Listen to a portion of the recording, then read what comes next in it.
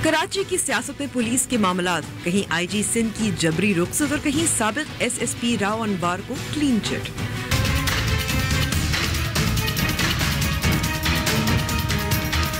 कुलभूषण यादव की नेटवर्क को मजीद दरियाफ्त कर रहे हैं।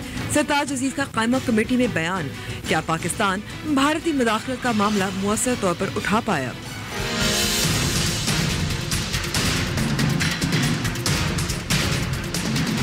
और पीआईए को माली और इंतजामी मुश्किलात का सामना, हुकूमत का कामयाब एयरलाइन बनाने का दावा कहाँ गया?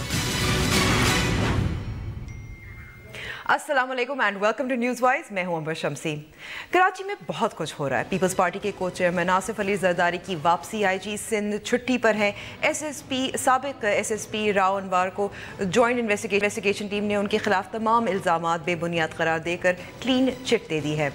16 सितंबर को राव अनवार ने सिंध असेंबली के कायदे हिस्ब इख्तिलाफ ख्वाजा इजहारुल हसन को उनके घर से गिरफ्तार किया था, जिसके बाद उन्हें मुअत्तल भी किया गया। तो क्या ये कड़ियाँ मिली हुई हैं?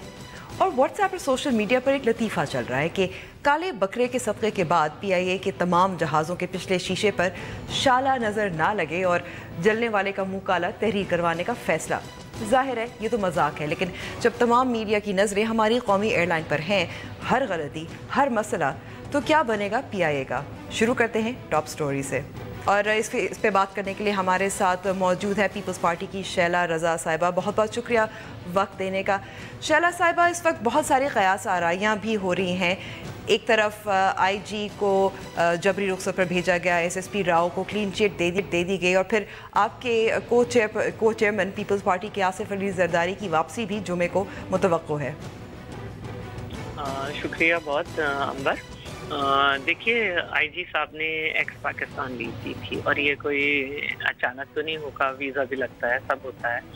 तो अगर तब्दील भी किया जा रहा है तो ये कोई इतनी बड़ी बात नहीं है। बहुत सारी चीज़ें तब्दील होती रहती हैं। मैं मुस्तकिल प्रोग्राम देख रही हूँ, उनकी ये कामयाबियाँ थी, ये कामयाबियाँ थी। मैं उनकी कोई बुराई नहीं कर रही, लेकिन जो कामयाबियां हैं उसमें 8 महीने से बहुत पहले की पीछे हैं। 8 महीने भी अभी उन्हें पूरे नहीं हुए थे। तो ये सूबों में तब्दीली आती रहती है। मैं तो हैरान वहाँ पे होती हूँ जहाँ पे बादामी बाग और गोजरा जैसे वाक़यात के बाद फिर एक चकवाल वाक़या हो जाता है और वहाँ पे कोई तब्दीली नहीं होती। कभी वहाँ की पुलिस जो है, छोटू गैंग जो है वो पुलिस को अगवा कर लेता है, बड़ी चीज़ें रिकॉर्डिंग सामने आ जाती है, लेकिन तब्दीली नहीं होती।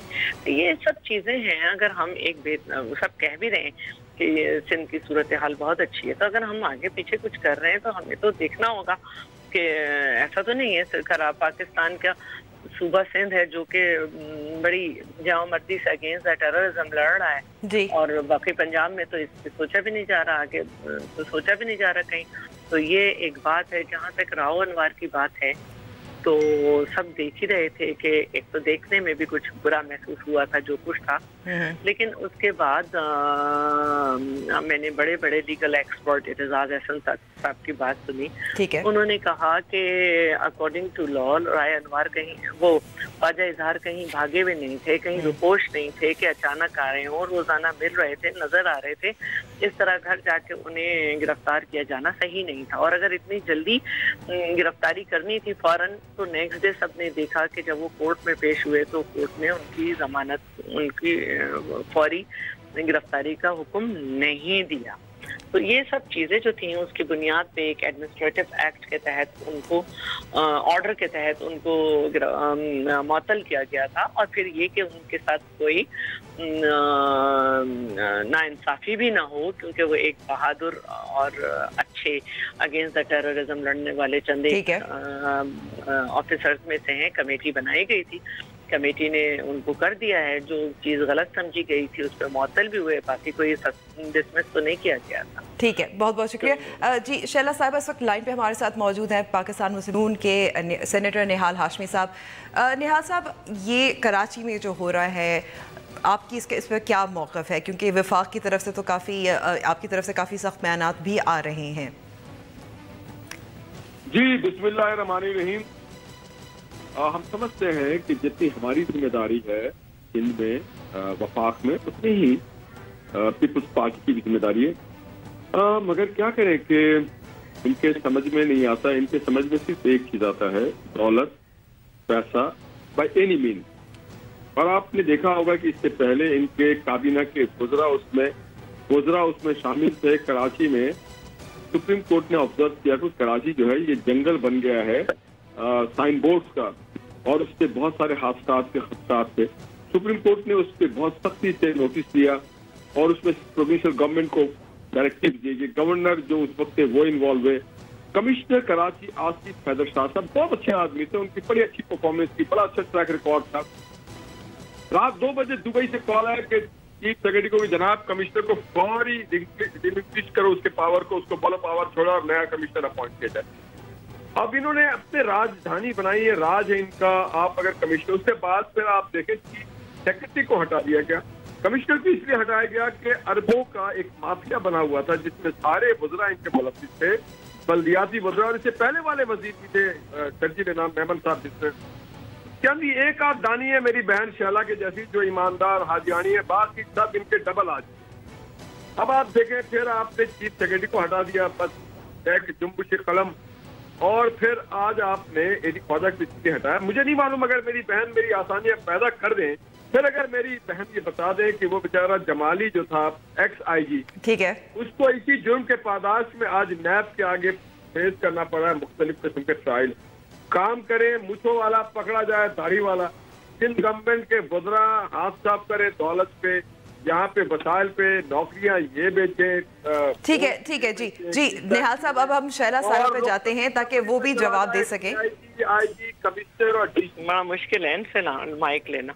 जी शैला साहब, अगर आप माइक हमने कोशिश कर लिए, लेकिन अब अगर जवाब दे सकते हैं। मैं जानती हूँ कि इस वक्त सिंध में CMLN के काफी लोग गवर्नर बनना चाह रहे हैं, लेकिन अगर हम अपने प्रोग्राम्स में जो है दलाइल को मद्देनजर रखें, बहुत अच्छा रहेगा। इस तरह की तकरीरें तो मैं भी कर सकती हूँ और कर सकती हूँ। अगर दौलत की बात होगी तो फिर सब पैनेमा शोर मचाएंगे। पैनेमा का शोर मचेगा तो 5 खानदान के लोग हैं, उनके 5 बयान आएंगे। 6ठा बयान जो है वो कतरी शहजादा उसमें दाखिल हो जाएगा। फिर मजीद दौलत का शोर मचेगा तो ऑरेंज ट्रेन की कहानी सामने आएगी, नंदीपुर का रिकॉर्ड जल जाएगा, LDA का रिकॉर्ड जल जाएगा, रमजान शुगर मिल के पेपर नहीं मिलेंगे। तो ये सारी बातें होंगी। LNG पे $42 बिलियन का पाकिस्तान को जो एक झटका लग रहा है उसकी भी बात होगी। फ्रंटमैन की बात होगी तो एहतसाबुर रहमान सामने आएगा, हमारा तो कोई भी नहीं है। और सबको मालूम है कि LNG भी हमने वहाँ पे तरक्की से नहीं की है, बल्कि एक ऐसी कंपनी से की है। शैला साहिबा और निहाल साहब, आपसे आप दोनों से एक सवाल है आप दोनों से। दूसरे रेट पे मिल रही है लेकिन हमें अलग। तो ये सारी बातें मैं भी कर सकती हूँ, अंबर साहिबा, ये सारी बातें हम भी कर सकते हैं। मुझसे तो आप ये बात कर लें कि भाई एक कमीशन की फाइंडिंग आई थी, उसमें ये कहते हुए कि किसी से जाती दुश्मनी नहीं है, मोहतरमा शहीद का नाम लेके झूठ बोला गया। भाई आप अपनी फाइंडिंग्स के ऊपर अपनी बात बताएं कि आप नेशनल एक्शन प्लान पे अमल करने में क्यों नाकाम है, क्यों आप बैन ऑर्गेनाइज आउटफिट के लोगों से मिलते हैं, क्यों आपने एक ढंग में ऐसे शख्स को टिकट दिया जिसने बल्दियाती इलेक्शन बैन आउटफिट के साथ मिलकर लड़ा, उसके बैनर मौजूद ठीक है। बहुत बहुत शुक्रिया जी, बहुत बहुत शुक्रिया शैला साहिबा और निहाल साहब। ज़ाहिर है इल्ज़ामात की सियासत है वो तो चलती रहेगी और शायद और गर्म होती जाए जैसे जैसे इंतखाबात करीब आते जाएंगे। लेकिन अब हमें ब्रेक पर जाना है और ब्रेक के बाद हम बात करेंगे कुलभूषण यादव की और सरताज अजीज साहब की नए बयान पे जो कायमा कमेटी के सामने उन्होंने दिया था। ब्रेक के बाद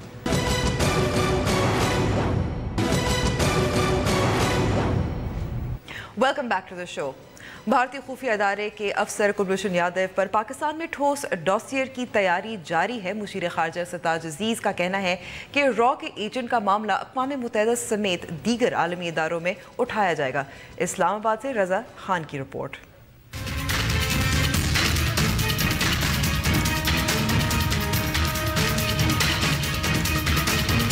सेनेट की कायमा कमेटी बराए खारजा अमूर के इजलास में अरकान का कहना था कि कुलभूषण यादव के मामले पर पाकिस्तान का केस कमजोर होने का तासुर मिल रहा है। इस पर मुशीर खारजा सरताज अजीज का कहना था कि कुलभूषण यादव भारत का हाजिर सर्विस अफसर है और उसकी गिरफ्तारी पाकिस्तान में भारतीय मुदाखलत का वाज़ेह सबूत है। मुशीर खारजा ने कहा कि कुलभूषण के मामले पर एक ठोस डोजियर तैयार किया जा रहा है जो अक़वाम मुत्तहिदा समेत तमाम बैनुल-अक़वामी फोरम्स पर पेश किया जाएगा। उन्होंने कहा कि हुकूमत पाकिस्तान में भारतीय मुदाखलत का मामला मौसर अंदाज में उठाएगी। सरताज अजीज ने कहा कि अफगानिस्तान के साथ पाकिस्तान के ताल्लुकात पेचीदा हैं, जिसकी वजह अफगानिस्तान में सियासी और सिक्योरिटी के हालात हैं। रुकने कमेटी ताहिर मशदी ने कहा कि मुल्क में खारजा पॉलिसी नाम की कोई चीज नहीं है। ईरानी सदर के साथ जो सलूक पाकिस्तान में हुआ वो सब ने देखा। भारत और अफगानिस्तान के साथ हमारे ताल्लुकात अच्छे नहीं। Raza Khan, don news, Islamabad. जब मौजूदा हुकूमत पर तनकीद होती है खारजा पॉलिसी के हवाले से तो कुलभूषण यादव का नाम ज़रूर आता है, और सरताज अजीज साहब ने कई फोरम्स पे ये कहा है कि डॉसियर तैयार हो रहा है। इस पर बात करने के लिए हमारे साथ मौजूद हैं ब्रिगेडियर रिटायर्ड सैमसन साइमन शरफ। बहुत बहुत शुक्रिया वक्त देने का ब्रिगेडियर साहब। आप कोई इसका जो सरताज अजीज साहब का आज कायमा कमेटी को जो बयान दिया गया है कि डॉसियर तैयार हो रहा है, ठोस सबूत जमा किए जा रहे हैं, लेकिन ये मामला तो मार्च से चल रहा है, अब तक क्यों नहीं हो पाया? मेरे अपने ख्याल में ये मामला मार्च से पहले का चल रहा होगा। एक बहुत ही पेचीदा केस है जहाँ पर एक ह्यूमन इंटेलिजेंस की रिसोर्स पाकिस्तान के सुराग रसानी के इदारों के हाथ में आई है। उसकी इंटेरोगेशंस होंगी, उसके लिंकेजेस इस्टेब्लिश कर रहे होंगे, उसके जो नेटवर्क्स बने हुए हैं उन तक पहुंचा जा रहा होगा। ये एक तवील जाल होगा एक इंफॉर्मेशन का और एक जासूसी के नेटवर्क का, जिसके आखिरी सिरे तक हमारी एजेंसीज़ पहुंचने की कोशिश कर रही होंगी। और मोस्ट प्रॉब्ली यही वजह है कि वो डोजियर तैयार होने में देर लग रही है। लेकिन अगर हम देखें कोल्ड वॉर में जहाँ पर सोवियत यूनियन और अमेरिका के एक दूसरे के पकड़े जाते थे, तो वहाँ पर कोई अक़वाम मुत्तहिदा की बात नहीं करता था। हर एक मुल्क अपनी इन्वेस्टिगेशंस करता था, उनको कैद करता था, और फिर डिप्लोमेसी में कुछ ले और कुछ दे की बुनियाद के ऊपर इन लोगों को कई दफ़ा रिहा भी किया जाता था। तो ये एक आइसबर्ग डिप्लोमेसी है जो इसमें ज़्यादातर चीज़ें जो हैं वो बज़ाहिर नज़र नहीं आएंगी, लेकिन सतह समुंदर के नीचे बहुत कुछ हो रहा होगा। तो गुलभूषण यादव का भी केस मुझे इसी किस्म का लगता है। लेकिन इससे पहले भी जो क्योंकि काफ़ी तनकीद होती रही कि कुलभूषण यादव अपोजिशन जमातों की जानिब से कि कश्मीर के मामले को जब अक़वाम मुत्तहिदा में वज़ीर आज़म नवाज शरीफ ने उठाया था तो उस वक्त जिक्र नहीं किया था कुलभूषण यादव का। I think the direction of foreign policy जो है ना वो थोड़ा सा ब्लर हुआ है हमारा पाकिस्तान का। इन्हें पहले प्रायोरिटीज़ तय कर लेनी चाहिए कि कौन से इश्यूज़ हैं इन्होंने यूनाइटेड नेशंस में लेके जाने हैं, कौन से बायलैटरली इंडिया के साथ डिस्कस करने हैं, और कौन से वो इश्यूज़ हैं जो कि आइसबर्ग डिप्लोमेसी में भारत के साथ और दीगर ममालिक के साथ डिस्कस होने हैं, जिनको कि ओपन नहीं होना चाहिए for secret reasons, for confidentiality and other things. क्योंकि ये फोकस इनका ब्लर है, तो कभी हम यूनाइटेड नेशंस की बात करते हैं, कभी और इस तरह की बातों के साथ होता ही है कि लोगों के शक व शुबात में बहुत ज़्यादा इजाफा होता चला जाता है। आई डोंट थिंक ये जासूसी वाला केस। तो आपकी नज़र में जो अपोजिशन जमातों की तनकीद है कि ये मामला नहीं उठाया गया था, ये गलत तनकीद है? ये मेरी एक ज़ाती राय है कि ये एस्पेनॉज का मामला है, ये इंटेलिजेंस ऑपरेशंस और इन्फोर्समेंट का मामला है, और इसको उसी पर्सपेक्टिव में देखा जाना चाहिए। और बहुत सी शवाहिद होंगे पाकिस्तान के पास रॉ की इन्वॉल्वमेंट के पाकिस्तान में। उसके अलावा वो तमाम शवाहिद जो कि इंफॉर्मेशन रिवील किया गुलभूषण यादव ने, उसके बेसिस पे जो अरेस्ट हुई हैं, जो गैंग्स पकड़े गए हैं, वो तमाम इंफॉर्मेशन तो यूएन के डोजियर्स का हिस्सा बन जानी चाहिए, but not particularly in person. एक डॉसियर तो शायद पेश भी किया गया है जिस पर सरताज अजीज का यही कहना था कि वो नाकाफ़ी था, जिसकी वजह से अब एक तफसीली डॉसियर, एक मोर कॉम्प्रिहेंसिव डॉसियर जो है वो तैयार किया जा रहा है। या with due apologies I must say, he shouldn't have said it कि वो नाकाफ़ी है। वो एक स्टेट की शो कर रहे हैं जैसे हम कर नहीं सके हैं एक टाइम फ्रेम के अंदर, हालांकि ऐसे नहीं होता। ये इंटेलिजेंस गैदरिंग जो है बहुत मुश्किल काम होता है, और इसके सिरे जोड़ने इंतहाई मुश्किल होते हैं क्योंकि चीज़ें वाज़े नहीं होती, और एक शक की बुनियाद के ऊपर आस्ता आस्ता शवाहिद इकट्ठे करते करते कॉन्क्रीट प्रूफ पे आना पड़ता है। It is a very painstaking process, और इसके बड़े प्रोफेशनल ऑपरेटिव्स होते हैं जो इसको हैंडल करते हैं। तो he shouldn't have said that, क्योंकि उसने बहुत शक पैदा कर दी है खाम में। ठीक है, बहुत अरसे से पाकिस्तान में कहा जा रहा है भारतीय मदाखलत, ख़ास तौर पे बलूचिस्तान के हवाले से अगर हम करें, बल्कि क्वेटा कमीशन में भी इस पर तनकीद भी की गई थी, जो रिपोर्ट अभी हाल ही में आई है कि एक तरफ बलूचिस्तान की हुकूमत कह रही है कि इसमें फ़ॉरेन इन्वॉल्वमेंट थी, दूसरी तरफ ये नहीं देख रहे कि जो दहशतगर्दी के वाक़यात पेश आते हैं, जो हमला करते हैं, जो प्लान करते हैं, प्लानिंग तो शायद पाकिस्तान में ना हो रही हो, लेकिन वो पाकिस्तानी सिटीजन्स ही होते हैं। तो हमारे एक तरह से नैरेटिव किस किस्म का हम बिल्ड कर रहे हैं पाकिस्तान में? एक तरफ हम फॉरेन इन्वॉल्वमेंट की बात करते हैं, दूसरी तरफ हम ये नहीं देखते कि जो हमलावर होते हैं वो अक्सर औकात पाकिस्तानी ही होते हैं, यहाँ मौजूद होते हैं, हमारे अंदर से निकलते हैं। जासूसी जो होती है ना, उसकी खूबसूरती ये है, इब्न सफ़ी की खूबसूरती ये है कि वो घर के भेदी को हमेशा इस्तेमाल करते हैं। दुनिया के तमाम ममालिक में मसलन अगर रूस अमेरिका में जासूसी कर रहा है तो वो रूसी नहीं करते, वो अमेरिका के शहरियों ही को वहाँ पर पकड़ते हैं, उनको अपना एजेंट बनाते हैं, उनको प्लांट करते हैं और फिर उनसे अपना सारा काम करते हैं और उनकी वहाँ पे मॉनिटरिंग करते हैं। जासूसी का तरीक़ाकार यही होता है कि उसी मुल्क के शहरियों को इस्तेमाल किया जाए। और क्योंकि पाकिस्तान में टेररिज्म की वजह से और ये सारी इस तरह के वाक़यात हुए हैं कि बहुत ज़्यादा रेडीमेड फोर्स अवेलेबल है जो कि रियासत के ख़िलाफ़ है, जो रियासत के वजूद के ख़िलाफ़ है, जो रियासत के निज़ाम के ख़िलाफ़ है। लिहाजा उनको जहाँ से भी सपोर्ट मिलेगी वो उनसे वो सपोर्ट लेंगे और उस सपोर्ट के बस थोड़ा सा काम उनका करेंगे और ज़्यादा अपना करेंगे। अगर आप क्वेटा कमीशन भी देखें तो उसमें ज़िक्र किया गया चमन के पास एक घर का। अभी चमन के पास वो घर है, वाक़या जो है वो क्वेटा में हो रहा है, तो ज़ाहिर है उसके बिल्कुल चंद 100 गज़ के फासले पर आगे ड्यूरन लाइन है, उसके पार अफगानिस्तान है, तो ज़ाहिर है उनका कंट्रोल तो अफगानिस्तान ही में था। फिर दवाल कह चुका कि हम पाकिस्तान में ये करेंगे। मोदी ने ढाका में कहा और फिर अभी लाल किले पे खड़े होकर उसने बलोचिस्तान को ललकारा और उसने कहा कि हम ये कर देंगे और वो कर देंगे। तो ये सब जो है ये मुदाखलत ही के तो सबूत हैं कि भारत की बहुत ज़्यादा मुदाखलत है पाकिस्तान में इस वक्त। ठीक है, बहुत बहुत शुक्रिया करने का ब्रिगेडियर रिटायर्ड सैमसन शरफ। लेकिन हमें ब्रेक पे जाना है, ब्रेक के बाद PIA की मुश्किलात ख़त्म नहीं हो रही, आगे क्या होगा?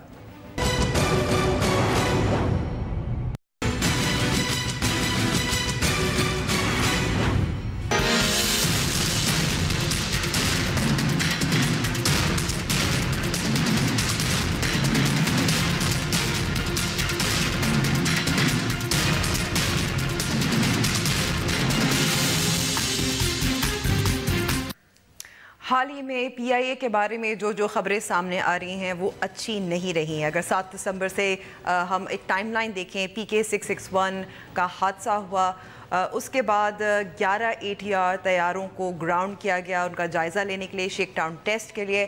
फिर आज़म सहगल साहब ने इस्तीफ़ा भी दे दिया।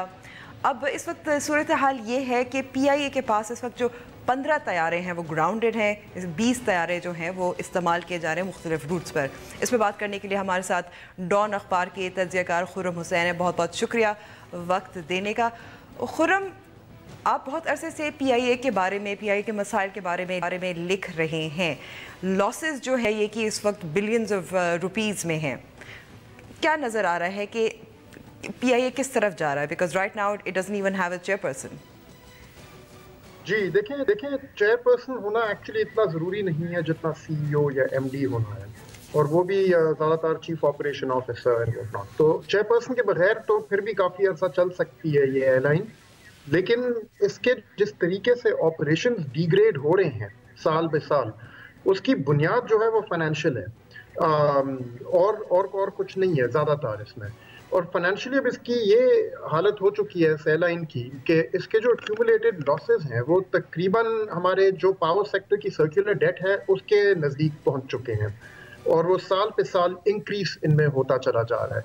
तो फिलहाल जितना भी काम होता है चेयरमैन का या जो MD या CEO का जो भी काम होता है उनका, अगर वो सुबह 9 बजे काम पे आते हैं और 6-7 बजे तक काम पे होता है, तो तकरीबन हर मिनट जो उनका काम पे दफ्तर में होता है वो बेसिकली अपने क्रेडिटर्स को मैनेज करना और अपनी अगली डेट सर्विस पेमेंट जो उनकी आ रही होती है, हर हफ्ते कोई नया लोन जो होता है उसकी एक किस्त ड्यू होती है, कोई नया विड्रॉ हो रही होती है, इन ऑब्लिगेशंस को मीट करने में ही सारा वक्त उनका गुजर जाता है। तो इसके अभी फाइनेंशियल हालात जो हैं उनको स्ट्रेटन आउट करना इसके लिए प्रायोरिटी नंबर 1 है, लेकिन वहाँ पे फिलहाल कोई खास आइडियाज नहीं है मौजूद किसी के पास। जो लास्ट आउटगोइंग चेयरमैन थे सहगल साहब से पहले जो थे जाफर साहब, जिन्होंने अपना इस्तीफा ही दे दिया था जब वो हड़ताल हुई थी, आपको याद होगा यहाँ पर, उन्होंने फिर एक आइडिया, उन्होंने यही आइडिया फ्लोट किया था कि आपको जैसे सर्कुलर डेट में आपने एक काफी लार्ज स्केल रिटायरमेंट की थी कि गवर्नमेंट ने आके अपने ऊपर ले लिए सारे कर्जे और जो बैलेंस शीट्स थी पावर सेक्टर की उनको साफ कर दिया एक गो में। कोई इस टाइप की चीज करनी होगी पीआईए के साथ, वरना उसके बगैर ये चीज टर्न अराउंड नहीं हो सकती, इसको काबू में नहीं लाया जा सकता। लेकिन वो अब गवर्नमेंट के पास खुर्रम जी मैं आपको इस वक्त होल्ड करती हूँ, माफ़ कीजिएगा, लेकिन इस वक्त हमारे साथ लाइन पे मौजूद है मोहम्मद ज़ुबैर साहब जो वज़ीर मुमलिकत प्राइवेटाइजेशन कमीशन के हैं। बहुत बहुत शुक्रिया वक्त देने का ज़ुबैर साहब। ज़ुबैर साहब, जो प्राइवेटाइजेशन होनी थी पीआईए की वो कहाँ गई? जॉइंट सेशन में इसको पेश करना था, इस पर काफ़ी शोर भी मचा था, स्ट्राइक भी हुई थी।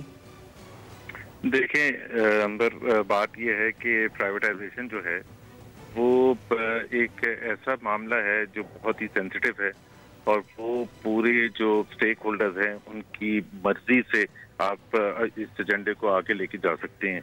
हमने बहुत एफर्ट की, हमने फाइनेंशियल एडवाइजर्स अपॉइंट किए। फाइनेंशियल एडवाइजर्स ने 2 साल तक बहुत बेहतरीन काम किया मिलके हमारे साथ और पीआईए की मैनेजमेंट के साथ। हमने ड्यू डिलिजेंस प्रोसेस कंप्लीट कर लिया जो कि पिछले 20-22 साल में पहली दफा हुआ था कि हम उस स्टेज पे पहुंच के ट्रांजैक्शन स्ट्रक्चर हमने बना लिया, जिसमें तमाम एस्पेक्ट्स थे कि इसको क्या किया जाएगा। ब्रेक किया जाएगा पीआईए को पहले 2 हिस्सों में, फिर उसका जो ए लाइन है उसको स्पिन ऑफ किया जाएगा एंड सो ऑन। ठीक है। तो उस वक्त आपको पता है कि वो स्ट्राइक्स कॉल हो गई, ग्राउंड हो गए, तमाम जहाज और तमाम ऑफिस बंद हो गए और ये इस पर जो अनफॉर्चुनेटली हमारी ऑपोजिशन जमातों ने जो पॉलिटिक्स की वो बहुत ही मेरा ख्याल है पाकिस्तान के लिए नुकसानदेह थी। ये उतना ही बड़ा नुकसान था जो इफ्तिखार चौधरी साहब ने 2005 या 2006 में। लेकिन जुबैर साहब जब पीपल्स पार्टी के दौर में भी प्राइवेटाइज करने की बात हुई थी पीआईए की, तो आप पीएमएलएन ने भी तो उसका नहीं, ये बिल्कुल झूठ है। वो जो एक पोस्टर लगाते हैं ना वो गलत है, वो तो फोटोशॉप है। पीआईए पाकिस्तान मुस्लिम लीग नमाज किस बेसिस पर कर सकती थी, तो वो बिल्कुल झूठ है। बट इरिस्पेक्टिव ऑफ डैट के हमने ये कहा था, देखें बात ये होती है जब तमाम लीडरशिप बैठी थी, पार्लियामेंट्री कमेटी सेटअप की गई, उसमें तमाम पॉलिटिकल पार्टीज के लोग थे, तो हमने ये कहा था कि ये हमारी नजर में this is the way forward for Pakistan international airline. आपकी नजर में अगर कोई और सोल्यूशन है तो हम बिल्कुल तैयार हैं, लेकिन आप ये नहीं कह के उठ सकते कि आप ये कहें कि प्लीज टर्न इट अराउंड।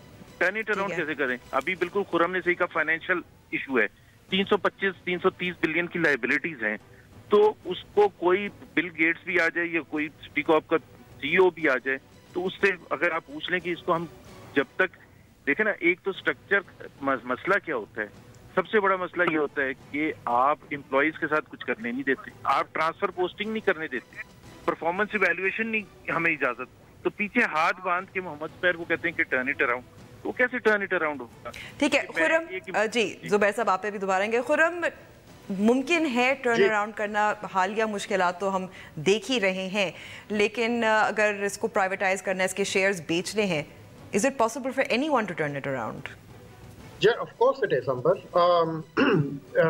लेकिन देखें इसमें पिछले कोई 15 साल से ये कॉन्वर्सेशन चल रही है इस मुल्क में कि पीआईए को टर्न अराउंड कैसे किया जाए। इसके लॉसेस कोई 2004 में शुरू हुए हैं, 2003-4 में परसिस्टेंट जो लॉसेस में गई है, और लेकिन तब से इनफैक्ट उससे पहले से ही हम लोग यही बातें करते आ रहे हैं कि इसको क्या किया जाए। और डिफरेंट टाइम पीरियड में, मेरे ख्याल में आपने दुरुस्त इशारा उठाया कि डिफरेंट टाइम पीरियड्स में डिफरेंट सियासी जमातों ने इसको खामखा में अपोज भी किया है। इसकी कोई भी रिस्ट्रक्चरिंग हो, सिर्फ सियासत करने के लिए उसको अपोज किया गया है। अब ये जुबैर साहब ने जो कहा है कि झूठ है कि नवाज शरीफ ने इसको अपोज किया था, नवाज शरीफ ने डेफिनेटली ये पोजीशन ली थी जब वो ऑपोजिशन में होते थे कि इसको टर्न अराउंड करने के बाद प्राइवेटाइज करें, और उसके तो वीडियोस भी मौजूद हैं, तो वो तो फोटोशॉप नहीं है, वो तो मुझे खुद याद है। उन्होंने ये पोजीशन ली थी कि आप इसको प्राइवेटाइज अभी ना करें। रोजोवेल्ट होटल को जब बेचने की बात हो रही थी उसको भी अपोज किया था, उन्होंने कहा था इसको गवर्नमेंट के हाथों में रखिए, उसके बाद प्राइवेटाइज कि अगर कोई बात करनी है तो आगे जाके करे, लेकिन इसको पहले टर्न अराउंड किया जाए गवर्नमेंट के हाथों के अंदर रखते हुए।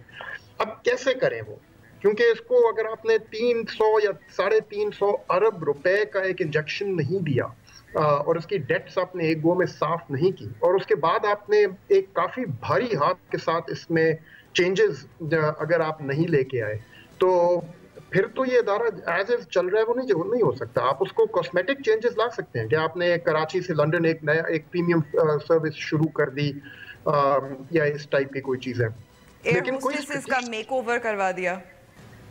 जी बिल्कुल, और मैं ये नहीं कह रहा कि ऐसे स्टेप्स नहीं लेने चाहिए, बाय ऑल मींस आप लें, लेकिन ये स्ट्रेटेजिक इंटरवेंशंस नहीं है, ये वो वाले स्टेप्स नहीं है जिसके तहत इस एयरलाइन की पूरी ट्रेजेक्टरी चेंज हो सकेगी कि वो जो लॉस मेकिंग एंटरप्राइज है वो आहिस्ता आहिस्ता प्रॉफिट्स में आएगी। यहाँ पे आई थिंक सबसे बड़ी जो अभी प्रायोरिटीज है गवर्नमेंट के लिए, नंबर 1 के इसकी किसी तरह से डेट सर्विसिंग का जो बोझ इस एयरलाइन के ऊपर आ गया है उसको किस तरह से काबू में लाया जाए, और ये कोई मामूली प्रॉब्लम नहीं है। इसको या तो आपको गवर्नमेंट अकाउंट के ऊपर डालना पड़ेगा या फिर PIS को रीस्केड्यूलिंग के लिए जाना पड़ेगा, विच बेसिकली मींस डिफॉल्ट करने के बाद फिर बैंक से कहें कि आप अब इस कर्जों को कम करें। दोनों जो हैं बहुत मेजर स्टेप्स हैं और इनको आम तरीके से नहीं लिया जा सकता। या फिर आप इसको बहुत सस्ते दाम पे अगर आप किसी भी प्राइवेट जी हाँ नहीं आप कंटिन्यू है, फिर जुबैर साहब से इन्हीं के जी सवालात का जवाब लेंगे। जुबैर साहब, फिर क्या किया जाए? प्राइवेटाइज इस वक्त जो आप कह रहे हैं कि बहुत हसास मामला है, इसको बहुत केयरफुली करना चाहिए, लेकिन इस वक्त जो लॉसेस हैं, जो डेट्स हैं, जो कर्जे हैं PIA के, उससे भी तो निपटना है। जी, एक तो मैं वजाहत कर दूं और इसका कंफर्मेशन में असद अली शाह जो हैं डिलॉयट के CEO हैं और टॉप के चार्टर्ड अकाउंटेंट हैं इस वक्त पाकिस्तान में, वो 1987 PIA के साथ एसोसिएटेड इन वन फॉर्म और अनदर एज एन ऑडिटर, फिर एज ए स्टेक होल्डर, और अभी भी वो फाइनेंशियल एडवाइजर की कंसोर्टियम में शामिल है। उनके मुताबिक 1987 से मासवा 1-8 साल के PIA लॉसेस में चल रहे हैं। तो PIA स्टोरी देखें, बात बड़ी सिंपल सी है, do we want to run it as a commercial entity और एज अ पब्लिक कोई सर्विस ऑर्गेनाइजेशन? तो अगर तो आप इस कमर्शियल ऑर्गेनाइजेशन के तौर पर रन करने के लिए तैयार है ये मुल्क, तो फिर वो तमाम टूल्स दिए जाने चाहिए मैनेजमेंट को जो एक कमर्शियल ऑर्गेनाइजेशन को चलाने के लिए जरूरी होते हैं। अगर आप एंग्रो पाकिस्तान के मैनेजमेंट को वही उनसे वो राइट्स ले लें और PIA की मैनेजमेंट वाले रिस्ट्रिक्टेड राइट्स दे दें, तो Engro will collapse in the next 2-3 years. ठीक है। So will IBM and so will Citicorp and so will every other organization. तो बात ये है कि हम जब कहते हैं, अभी देखें ना बोर्ड में हमने वो कहते हैं कि जी अच्छे लोग, अब आजम सहगल या आरिफ हबीब या Atif Bajwa, big names in corporate world, अभी इनसे अच्छे कहाँ से, जापान से लेके आए, स्विट्जरलैंड। बात बड़ी सिंपल सी है कि 15,000 एम्प्लॉइज का मैं नहीं कर सकता, मैं वो सेक्टर्स जो कि लॉस मेकिंग है मैं उनका कुछ नहीं कर सकता। वो जो सब्सिडीज हैं जो कि 1947 से जारी हैं कुछ इदारों के लिए, वो जारी रहेंगी। तो इसको फिर मेरे से प्रॉफिटेबिलिटी का ना पूछे ना, फिर या तो प्रॉफिटेबिलिटी का पूछे तो let me run as a commercial organisation. The message is very blunt and clear कि पूरी कौम को ये फैसला करना है कि ये जो मैंने सोल्यूशन दिया मोहम्मद जुबैर ने, फॉरगेट अबाउट नवाज शरीफ पहले क्या कहते थे, मैं उस बहस में नहीं जाता, बट आज अगर मुझे कोई आके ये कहे कि ये सोल्यूशन है, मैं इस वक्त कमिट करता हूँ कि हम तैयार हैं करने के लिए। लेकिन चलते चलते मैं आपको एक चीज बता दूं कि इसकी हम रीस्ट्रक्चरिंग कर रहे हैं और मैसिव स्केल राइट नाउ, और वो रीस्ट्रक्चरिंग के असरात अगले 1-2 महीने में आप देखेंगे। PIA की मैनेजमेंट, फाइनेंशियल एडवाइजर्स और प्राइवेटाइजेशन कमीशन जो है मिलके उसकी रीस्ट्रक्चरिंग कर रहे हैं। रीस्ट्रक्चरिंग का मतलब ये है कि we'll take it to the cabinet committee on privatisation, कि हम इसको बाइफरकेट करेंगे PIA को, PIA 1 और PIA 2, जी, नॉट 1 और 2, core and non core, okay, put it like that. But वो भी एक बहुत बड़ा होगा, उसमें भी तमाम ये PTI और PPP वाला सब, मैं अभी आपको यकीन दिलाता हूँ तमाम मीडिया जो आगे खड़ा हो जाएगा हिफाजत करने के लिए कि जी एम्प्लॉयज का क्या होगा और फलाना क्या होगा। अब बात ये है कि मैं तो वो स्टैंडिंग कमेटीज में भी जाके उनसे पूछता हूँ, भाई आप सोल्यूशन बताते हैं, अगर या फिर पूरी कौम तैयार हो जाए कि जी इतने लॉस होंगे और ये लॉस मेकिंग एंटिटी के तौर पर चलाया जाएगा, तो वो बजट का हिस्सा हो और वो नेशनल असेंबली अप्रूव करे, सेनेट अप्रूव करे, and everyone should forget about running it as a great airline of the 70th or 60th or whatever. ठीक है खुर्रम, बहुत सारे ऑप्शंस हैं जी। 18 साल में 18 चेयरपर्सन CEOs आए गए। जुबैर साहब ने भी एक प्लान बताया रीस्ट्रक्चरिंग का। व्हाट कैन बी डन, क्योंकि जाहिर है सियासी जी। देखिए एक बात मुझे कह देने दो, अभी जुबैर साहब ने ना एक लंबी लिस्ट बनाई है उन लोगों की जो ये कह रहे थे कि हमारे कॉर्पोरेट सेक्टर के बहुत काबिल लोग हैं। उस लिस्ट में मैं भी एक नाम और ऐड कर दूं और वो जुबैर साहब का ही ऐड करूंगा, ठीक है ना। मैं इनकी बहुत इज्जत करता हूं, इनके ट्रैक रिकॉर्ड से मैं फेमिलियर हूं। इनके साथ पहले भी मैं ऑन एयर जब भी आया हूं, मैंने हमेशा यही कहा है कि जुबैर साहब इस गवर्नमेंट में एक ऐसे शख्स हैं जिनकी बात पे ना मैं ट्रस्ट कर सकता हूं, उन पे अमल करता हूं। प्रॉब्लम इज नॉट कि एक बंदा हमें कौन सा मिलेगा, तो प्रॉब्लम यहाँ पे is systemic, it is strategic and we have to decide कि हम लोगों की गवर्नमेंट क्या ये वाली सर्विसेज कैरी करेगी या नहीं करेगी, और अगर करेगी तो उनको किस तरह से हम लोग स्ट्रक्चर करेंगे। जहां भी पब्लिक सेक्टर एंटरप्राइजेज होती हैं या पब्लिक सेक्टर एयरलाइंस होती हैं, आप लफ्थांसा को देखें, आप एयर फ्रांस को देखें, वहां पे लेबर यूनियंस बहुत स्ट्रांग होती हैं, except for some Gulf airline. ठीक है, वो तो एक एक्सेप्शन है क्योंकि वो तो मुल्क ही ऐसे हैं कि वहां पे उन्होंने लेबर को कोई राइट्स दी नहीं है ऑर्गेनाइज करने की। लेकिन जिन मुल्कों में लेबर की राइट्स मानी जाती हैं, उधर फिर पब्लिक सेक्टर में यूनियंस होती हैं, वो फिर हड़ताल करती हैं। तो ये तो एक रियलिटी है। और यूनियंस जो हैं जाहिर है, जी जी बिल्कुल बिल्कुल, यूनियंस जो हैं वो रहती हैं, लेकिन इस वक्त मजबूरी है, वक्त ख़त्म हो गया है। खुर्रम हुसैन और मोहम्मद जुबैर साहब, आप दोनों का बहुत बहुत शुक्रिया। ब्रेक।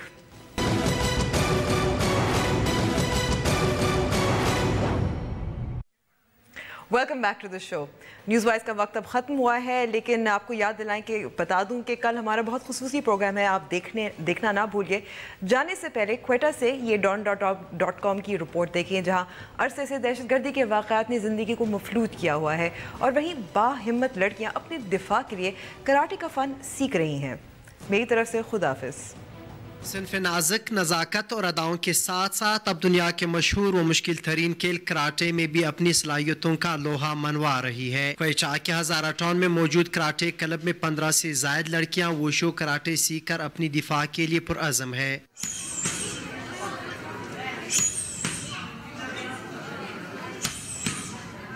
कराटे क्लब में ज़ेर तरबियत कई लड़कियां पहले से ही एशिया की सतह पर होने वाले मुकाबलों में सूबे और मुल्क की नुमाइंदगी करके कई मेडल्स अपने नाम कर चुकी है। 2007 में से मैंने एक नेशनल गेम से जीते हुए ऐसे आल बलूचिस्तान में से स्टेट लेवल तक मैं अनबीटेबल हूँ।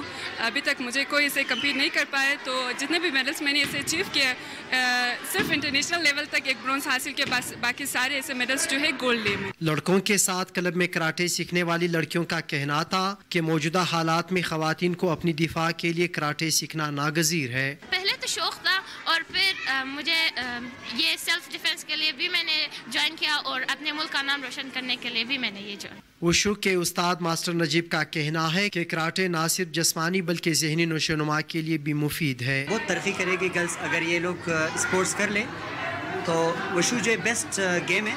इंशाल्लाह वुशु जो चाइनीज़ मार्शल आर्ट्स है। कराटे क्लब में बड़ी तादाद में लड़के बिलखसूस लड़कियों की नुमाइंदगी इस बात की अक्कासी करता है कि सूबे में खेलों से रग़बत और मोहब्बत करने वालों की कमी नहीं, अगर है तो सिर्फ और सिर्फ हुकूमती सरपरस्ती की। कैमरा